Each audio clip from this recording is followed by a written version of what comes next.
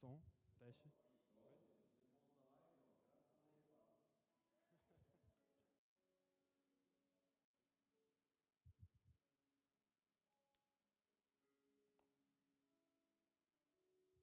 Bom, graça, amor e paz, irmãos. Amém. Então, um negócio, né, subir depois de uma oração assim, dá...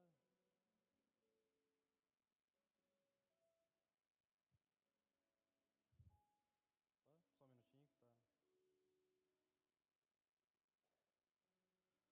Bom, irmãos, vocês estão me vendo aqui a segunda vez dentro de um mês. Muita coisa já, né? O que eu tenho para passar aqui hoje, o que Deus colocou no meu coração nesse último mês, é algo bem simples, bem tranquilo. Acredito eu que serão longos 15 minutos, mas que assim como Deus falou comigo, que Ele possa falar com vocês também. Para começar, eu queria orar, porque eu sempre anoto aqui meu checklist. Tem que dar graça, amor e paz, tem que fazer a primeira piadinha para tentar quebrar o gelo, tem que falar da oração e falar do porquê que eu estou aqui. Só que quando eu anoto aqui, eu nunca oro. E eu sempre lembro quando eu vou orar de noite. Aí a primeira coisa que dá na cabeça é, putz, não orei. Aí não, na próxima eu oro. Aí eu subi aqui 4 vezes e eu sempre esqueço. Mas dessa vez o Senhor lembrou, então creio que Ele tem alguma coisa. Então feche seus olhos, curva sua fronte. Sempre quis falar isso também aqui em cima. Pai querido, Pai amado, obrigado por mais um dia. Obrigado por mais uma vez estar na Tua presença. Obrigado por mais uma oportunidade na Tua casa. Que da minha boca, do meu coração, saia a Tua palavra para o Teu povo, Pai.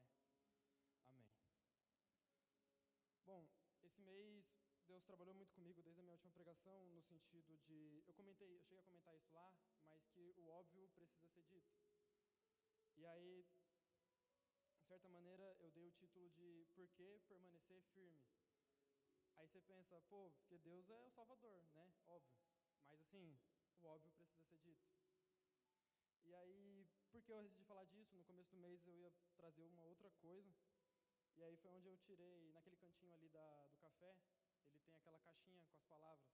Você não tirou, vá lá. Vai que Deus quer tratar alguma coisa com você. E aí o versículo que eu tirei até está aqui, separei ele, que ele é todo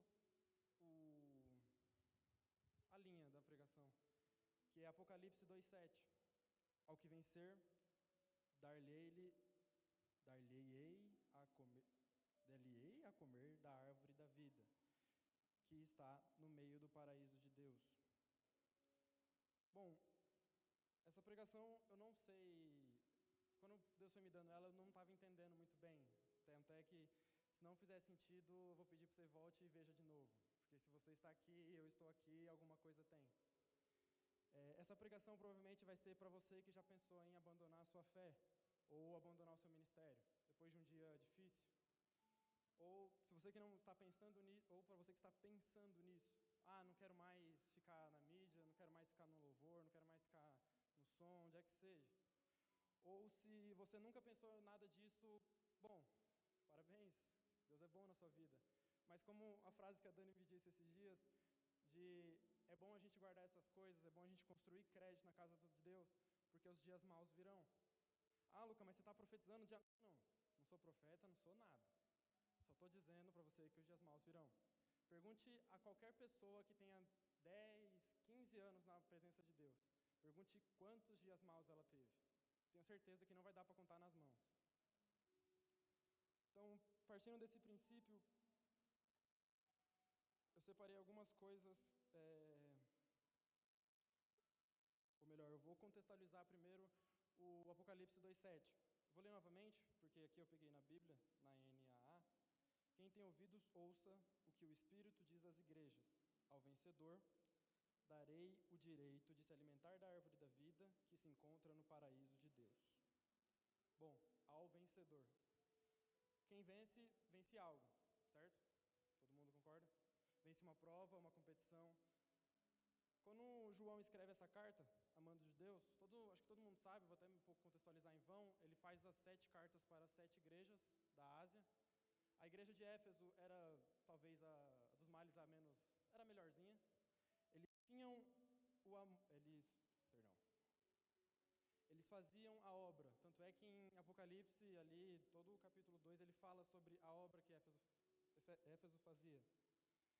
Mas lá pelo versículo 4 ou 5, ele fala: vocês abandonaram a obra, abandonaram o primeiro amor. É válido pontuar aqui que algumas versões e algumas pessoas, elas falam: vocês perderam o primeiro amor. Creio que todos aqui devam ter essa noção, mas abandonar e perder é diferente. Quando você perde algo, você não sabe onde você deixou. Se eu perco a chave do meu carro, eu não sei onde eu deixei. Porque se eu sei, não é perder. Mas quando você abandona, você sabe onde está, mas você resolveu deixar de lado. Então, o ponto aqui é que praticavam a obra, mas eles deixaram de lado o primeiro amor. Quando eu subo aqui, eu sempre bato nessa tecla de não adianta você vir servir o diaconato da melhor maneira se você não faz isso para Cristo. Uma devoção, vamos colocar assim, uma devoção sem obras para Deus não é uma obra. Malemar é uma casinha que ainda foi construída na areia. Então, depois de muitas provações, muitas tentações, eles deixaram o primeiro amor. E é sobre essas provações e tentações que eu queria falar hoje. É claro que aqui ele direciona a carta ao anjo da igreja. O anjo da igreja em Apocalipse é normalmente ao pastor, é aquela pessoa que está à frente. E só que aqui ele pediu para falar para todos vocês. Pode ser que Deus queira levantar você para ser alguma coisa, um líder, algo do tipo. Então, partindo disso, voltando, quem vence, vence algo. Sempre tenham isso em mente. Separei aqui 3 pontos. Vai ser extremamente rápido, mas são 3 pontos que, se vocês entenderem da maneira que Jesus passou para mim, vocês vão entender o porquê não sair da presença dele. O primeiro ponto é: não tente agradar a todos. Agora, imagine comigo, Jesus, todos concordam que ele era Deus, ele era a Trindade, certo? 3 em 1. Ele veio até a Terra, ele andou, vamos colocar que ele andou com 12, que eram seus discípulos, ou quando Judas foi, tinha mais um ali. Vamos colocar 12, vamos limitar. E eu quero que vocês me respondam, e ele agradou a todos? Responde aí. Bom, isso é ótimo. Então, Deus não agradou a todos. E aí foi a primeira pergunta que Deus colocou na minha coração: por que você acha que você vai agradar? Tem aquela frase que a gente brinca, querendo agradar gregos e troianos. Não estou falando de gregos e troianos, mas se Jesus, que era Deus, ele sabia o que cada pessoa passava e pensava, ele não agradou a todos, porque você, mero mortal dele, acha que vai agradar. O ponto daqui não é tipo, vou agradar e tudo mais. Eu separei até um outro exemplo de Saul. Saul era um rei ungido por Deus. E mesmo assim, em um certo momento, ele decidiu não seguir o que Deus falava, foi agradar a todos, que era o povo, e caiu. Perdeu seu reino, ficou louco, perdeu um filho, não foi? Perdeu tudo. E ele era ungido por Deus. Então, não adianta você, eu sou o líder de louvor, eu sou o líder do diaconato. Eu vou usar esses 2 ministérios porque são os líderes eu conheço, são pessoas mais próximas a mim. Então, não adianta você vir, fazer aquela obra, fazer aquele louvor, cantar, subir a voz, só que no fundo, você vai depois olhar na live e falar, tomei 3 likes. Não adianta isso. O princípio, pelo menos que, eu vou usar a mídia, que é o ministério que eu trabalho mais, o princípio que eu coloco em todas as publicações é com quem Deus quer falar. E daí sim eu vou legendar, eu vou roteirizar alguma coisa. Então não é por likes, mas 30 curtidas. Tá bom, mas provavelmente agradou. Porque eu tenho esse trato com Deus, se não for da vontade dele, é para que ele me impeça de alguma maneira. Então, partindo desse primeiro ponto, não tente agradar a todos. Saul agradou a todos e caiu. Noé, ainda assim, fez a sua arca, mas tentou agradar pessoas e no final também caiu. Não era Noé. E aí eu separei também um versículo de Marcos 13, que é, apesar de você tentar agradar a todos, mas tenha sempre isso em mente. Quando você seguir o caminho de Cristo, todos odiarão você por causa do meu nome. Aquele, porém, que ficar firme até o fim, será esse salvo. Não é o simples fato de, não vou agradar mais ninguém. Não, é o fato de você agradar o coração de Cristo. Tenha em mente que você vai agradar o coração de Cristo, aquela pessoa pessoa que está no mesmo direcionamento que você estará agradada também. Não é porque a pessoa você discutiu com ela, mas aquilo foi Deus que mandou, que ela não vai entender. Fique em paz, ela vai entender. Porque ela também é um filho de Deus, e da mesma maneira que Deus fala com você, Ele vai falar com essa pessoa. O segundo ponto que eu coloquei aqui, esse ponto ele é um pouco... Você pode pensar, mas quando o Luca fala isso, é para recém-convertidos, que é o medo da rejeição. Que de fato, quando você se converte, e você para de seguir o caminho do mundo, você é rejeitado. Seus amigos param de falar com você, às vezes sua família para de falar, mas isso pode ocorrer dentro da igreja também. Às vezes você tem um grupo de amigos, você está no seu núcleo e Deus te manda fazer alguma coisa. E as pessoas que estão ao seu redor não entendem. E é ok que eles não entendem, porque não é com eles, é com você. Então, a partir do momento que eu tenho até isso comigo, é claro que é para aquela pessoa que entregou o coração para Jesus e sabe que Ele é o seu Salvador. Mas a partir do momento que você encontra rejeição, você está no caminho certo. A partir do momento que você encontra esse desagrado de não conseguir agradar as pessoas, você está no caminho certo. Aqui no exemplo da rejeição, eu coloquei o nosso maior exemplo, que é Jesus. Quando a gente fala de Jesus, a gente sempre fala Jesus de Nazaré. Jesus de Nazaré. É claro que ele nasceu em Belém, mas ele viveu e cresceu em Nazaré. A sua terra natal era Nazaré. Mas mesmo lá em Nazaré, ele foi rejeitado. Aqui em Lucas 4, começando ali pelo 24, está da seguinte maneira. Vou contextualizar primeiro. Nesse momento que Jesus chega na sinagoga, ele está aproximadamente começou um ano do seu ministério. Então ele está ali por volta dos 30, 31 anos, algo do tipo assim. E aí aqui na Bíblia fala, na verdade na Bíblia não fala, eu estava lendo alguns estudos, mas ele só voltou até a sua terra 2 vezes. Então ele saiu, foi pregar o evangelho, foi fazer a sua obra e só voltou 2 vezes para casa. E aí sim, em Lucas 4, 24 fala, e Jesus prosseguiu, de fato, afirmo a vocês que nenhum profeta é bem recebido na sua própria terra. Na verdade, lhes digo que havia muitas viúvas em Israel, no tempo de Elias, quando o céu se fechou por 3 anos e 6 meses, reinando grande fome em toda a terra. E Elias não foi enviado a nenhuma delas, a não ser uma viúva de Sarepta, de Sidom. Havia também muitos leprosos em Israel, nos dias do profeta de Eliseu, e nenhum deles foi purificado, a não ser Naamã, o sírio.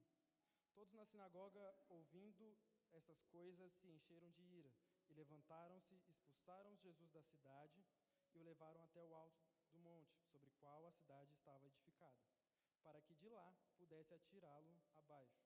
Jesus, porém, passando pelo meio deles, foi embora. Aqui são 2 pontos, na verdade.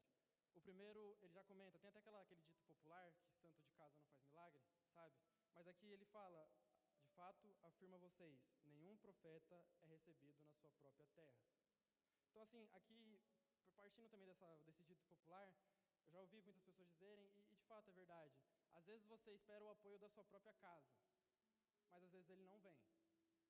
Porque, eu vou mudar isso, vou fazer os trancos e não, porque o profeta não é bem recebido na sua própria terra.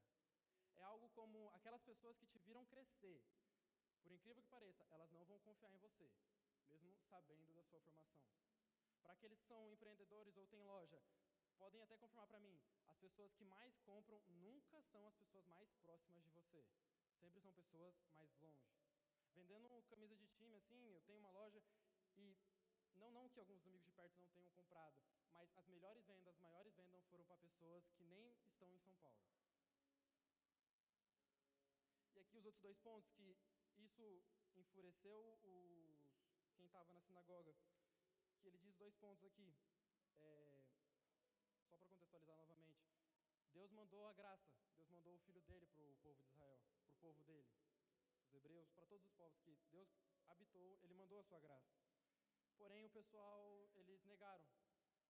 E aqui está os 2 pontos que ele coloca, que ele fala que Elias não foi enviado em nenhuma delas, a não ser a viúva de Sarepta. E no final ele fala sobre Naamã, que era leproso e foi curado. Ou seja, isso é algo tanto para mim, para você, quanto para nós no total. Quando Deus manda a graça dele e você, não quero. ele manda para outra pessoa, alguém que vai querer. Aqui ele mandou para o povo dele, ele mandou Jesus para o povo dele. Mas o povo dele não quis. Quem quis? Quem foi curado? Foi curado os sírios, os povos ao redor.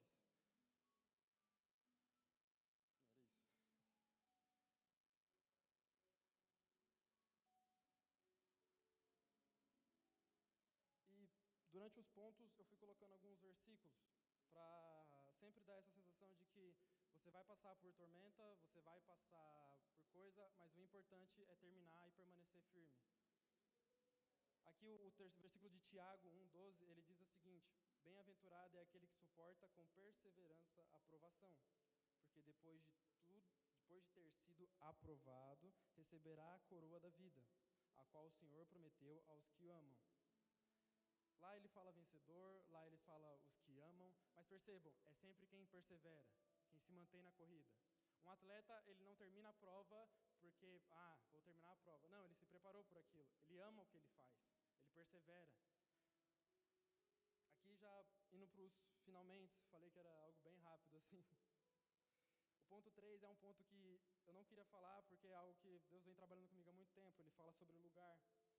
Só que não é algo que você precisa necessariamente vencer, mas se você entender isso, você vai vencer. Que é, de novo, é para aquela pessoa que já entregou e entende que Cristo comanda a sua vida. E a seguinte frase que eu tinha separado é: você estará aonde Deus quer que esteja. Aqui eu não queria falar disso porque mexe com o lugar e muitas das vezes a gente se sente confortável em alguns lugares que, é família, ou aquele lugar faz melhor pra gente. Mas eu também ouvi uma outra frase essa semana que, eu não sei de quem é, acho que eu ouvi essa frase sem querer até, mas a maior batalha que a gente tem, ou que a gente pode ter, não é externa, não é tiro, não é porrada, não é bomba, não é guerra, somos contra nós mesmos. Então, não vou falar do pecado, vou usar o exemplo da saúde. Quando você tem algum problema de saúde, o seu maior adversário não é aquela gordura que está na sua veia, é você mesmo, que primeiro não se cuidou antes, e agora precisa correr para se cuidar. Então, é você ter que acordar todo dia, você vai ter que lutar contra você mesmo. É o eu. O pecado é só a distração que vai fazer você errar, mas quem vai fazer você errar é você mesmo. Aqui eu tinha colocado que aqui nesse ponto entra o ponto sobre murmuração, sobre soberba. Às vezes, muitas vezes, eu vou bater nessa tecla de novo. Se eu tenho um problema com o pebinho, o Du não vai resolver. Eu tenho que resolver com o pebinho. Então aqui eu tinha pensado, Deus me deu isso, não queria muito falar, fulano está lá em cima, está cantando, mas ele canta tão mal, se eu estivesse lá, já parou para pensar que Deus quer que você esteja lá, mas você não está lá por pura incompetência sua? Porque você desviou do caminho que Ele preparou para você? Já pararam para pensar nisso? É algo simples. Se eu tivesse seguido o caminho, eu poderia estar lá. Não que não era por irmão estar lá, ele roubou sua vaga, não, longe disso. Vocês podiam estar lá louvando-os e alcançando mais vidas. Porque 2 é maior do que 1, certo? Então, de fato, para finalizar, eu coloquei um último verso aqui em Romanos 12:11. Quanto ao zelo, não sejam preguiçosos, sejam fervorosos no espírito, servindo ao Senhor. Alegre-se na presença, sejam pacientes na tribulação e na perseverança na oração. Não, perseverem na oração. Aqui ele traz, eu não tinha visto isso antes, mas ele traz o resumo do que eu preguei. É simples, não sejam preguiçosos, ou seja, saia do lugar de conforto que você está. Aquela pessoa me magoou, não importe, vá lá e dê um abraço nela. Sejam fervorosos, ou seja, não deixa a chama apagar. Mas eu não quero todo dia, tem que sair cantando, pulando no culto. Não, não é isso, mas todo dia leia a palavra. Esteja você cheio por dentro. Não que as pessoas precisam saber que você está cheio, mas esteja você cheio. E o último ponto aqui é: sejam pacientes na tribulação e perseverem na oração. Como eu disse no começo, o dia mal virá. Claro que, mas eu não espero isso. Ninguém espera. Você espera que o ladrão vá até a sua casa? Você deixa a porta aberta? Tem a passagem disso aqui, né? Você não espera, mas eles virão. Como a Dani me falou isso, crie, guarde créditos, guarde os bons dias, porque os dias maus virão. E quando você precisar de alguma coisa, os bons dias estarão ali para te ajudar. Aquelas pessoas que vocês abraçaram nos bons dias, estarão para te abraçar nos dias maus. E é isso. Da mesma forma forma que Cristo falou comigo nessa pequena palavra, nesses 3 pontos de você estar onde Ele quer que esteja, não murmure, não retroceda, apenas fique, permaneça. No meio da rejeição, a rejeição vai vir, você vai ser rejeitado, mas isso está dentro do plano que Deus tem para você. Que agora é o último, mas era o primeiro ponto, não tente agradar a todos. Você tem que agradar a Jesus Cristo. Se eu agradei a Jesus, mas eu desagradei a minha família, tá tudo bem, porque eu agradei a Jesus, eu agradei quem tinha que agradar. Se eu agradei todo mundo, mas eu não agradei Jesus, se preocupe, porque talvez esse é o legado que você vai deixar para sua família.